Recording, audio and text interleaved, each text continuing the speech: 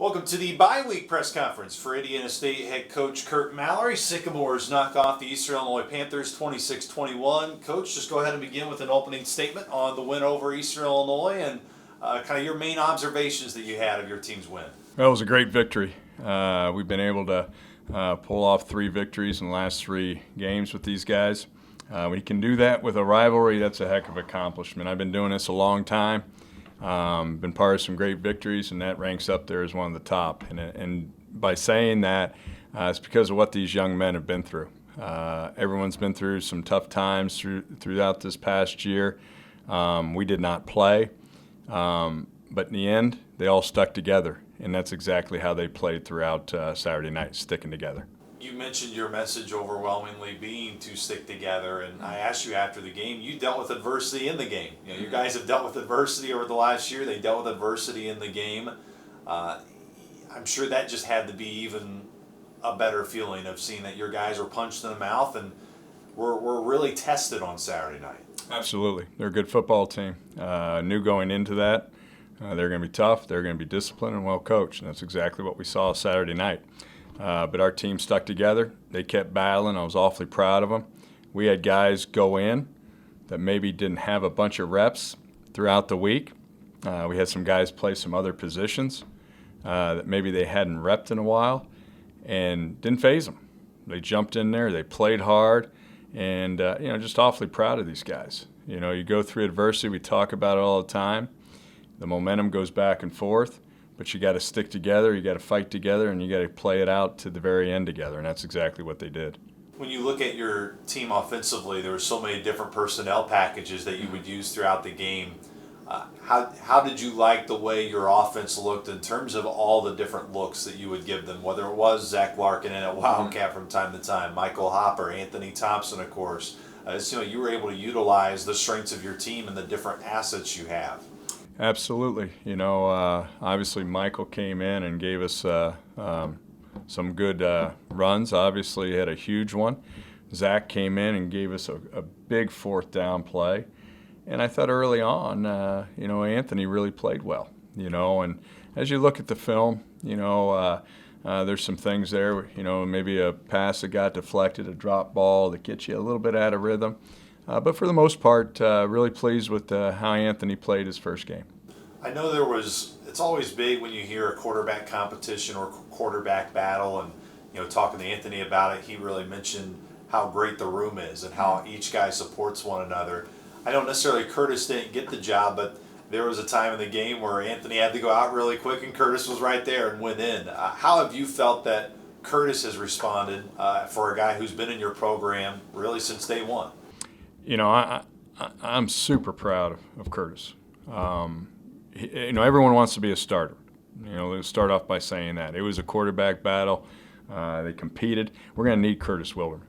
And how Curtis has responded is unbelievable. It's a true test to his character, what type of young man that we have in our program, how fortunate we are to have Curtis in our program. He was locked in. He was into the game. He's watching. He's coaching. I mean, man, there was a guy ready to go at any moment, and he's got to be like that. And that's exactly how he is. He didn't waver, okay? Yeah, was he disappointed in get spot? No, but he is right there, ready to go at any moment, and that's exactly what we need Curtis to do, is because we're going to need him. He's going to play, okay? And he's going to play a lot. I mean, there's going to be some times where we're just going to have to use him. And, man, is he ready. And I couldn't be more proud of Curtis. Let's get into Michael Thomas. We asked you about him after the game. You were able to go back and watch the film. That first interception he had was one of the best interceptions I think I've ever seen. For you, what was so impressive about Mike's performance when you went back and rewatched it? Well, we didn't take him off the field for once. He just kept making plays. And it's hard to do that when you got a guy like that who just keeps showing up, tackling. But boy, he made an interception, and I'm going to start by saying, we forced the turnovers. Those turnovers. He made an interception, and I agree with you. I've been doing this a long time. That may be one of the most impressive interceptions I've seen. And he jumped in front of that, laid completely out, came down with the ball, and that was a huge momentum swing. And we've got to capitalize. We did not on offense. We'll get that corrected. And then when he caught the ricochet, when they threw the screen pass, when Otto threw the screen pass to Bay Bowie, it just ricocheted. But the reaction that he had and not bobble that and to hit that on the run, as soon as he caught it, he was gone. And so those two plays to me were game changers. And he obviously had an outstanding day. Coach Miles asked you about the third down conversions from an offensive standpoint after the game. Was there anything of a deeper dive that you felt just kind of didn't allow the success on third down probably as much as you guys wanted to on Saturday? You know, the things that when you look at the film, we left a lot of plays out there. I know the offense saw it yesterday in film study yesterday. It wasn't just the blocking in the perimeter. It wasn't just the tight end blocking. It wasn't the interior offensive line blocking. It was a person here or there, and all of a sudden we're going to have a big play. You know, we got to get that short up. Man, when everybody's together and we're blocking everything and staying on our blocks and sticking on our blocks, which I saw 10 of 11 guys do, you know, we're pretty good. And so we're going to get that short up. It wasn't one thing. It was a combination of some things. We were good on fourth down. We weren't very good on third down. Defensively, and we always talk about the big four. I thought when we blitzed with an attitude. I thought we were good on third down with our defense. And, I thought we were really good in 2 minutes. Had to win the game at the end. And then the last thing that we've got to get shored up with our defense is our red zone. You really wanted to see your team play with great attitude, great effort on Saturday, and also not necessarily shoot yourselves in the foot in terms of penalties. How did you feel from a clean standpoint you got through that first game? You know, going into the game, we said all summer long, we said all through camp, as we started to prepare for Eastern Illinois, there are going to be 3 keys to the game. And, with 3 phases, The first phase, defensively, we're going to have to play like we play. And that's with great energy and flying around, which they did. And that showed up on Saturday night, the way our defensive played, how many guys we played. They flew around. Offensively, we had to take care of the football. And we did.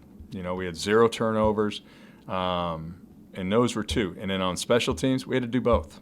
We had to fly around, and we had to take care of the football. And if we were to do that, we would win the game. And so that was the emphasis all along. They did that. They flew around on defense. We took care of the ball, and we did both on special teams. Let's kind of add to special teams. Felt the 48-yard field goal early there from Allen was big, just for his confidence, a guy who hasn't really even attempted a field goal in his collegiate career. Made his first one that he made from 48, but then at the very end of the game, Travis Reiner's punt was pivotal to pin Eastern Illinois deep when they still had a chance to drive the field and potentially win the game. Those 2 special teams plays I felt were big in the game. Yep. I thought for the most part did some good things on special teams. We got some things we got to clean up. Wyatt had a low snap. He's never off. Okay, I never have to mention anything to Wyatt about his snaps. He was a little bit low on 2. We'll get that short up. I'm not worried about that one bit. Had a really nice kick by Allen, 48-yarder. He was a little short on the 40, and we'll get that. He's more than capable, obviously. And then Travis in a clutch period was outstanding. I think when you look at our kickoff return and you can start at the 25 or plus, you're onto some good things. Okay, it's about field position. Your kickoff team, if they're having to start, below the 25, the minus 25, it's about field position. We were able to do that on both.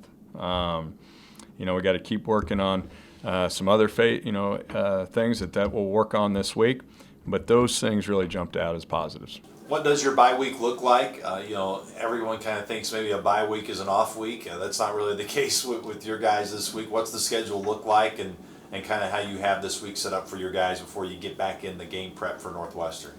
We just don't play a game on Saturday. It's not an off week.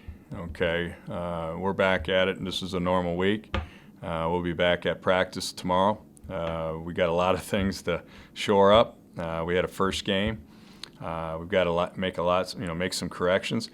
And, you hear it all the time, but it's so true. You got to make your biggest improvement from game 1 to game 2, and we just happen to have 2 weeks to do that. And so we're going to take advantage of that.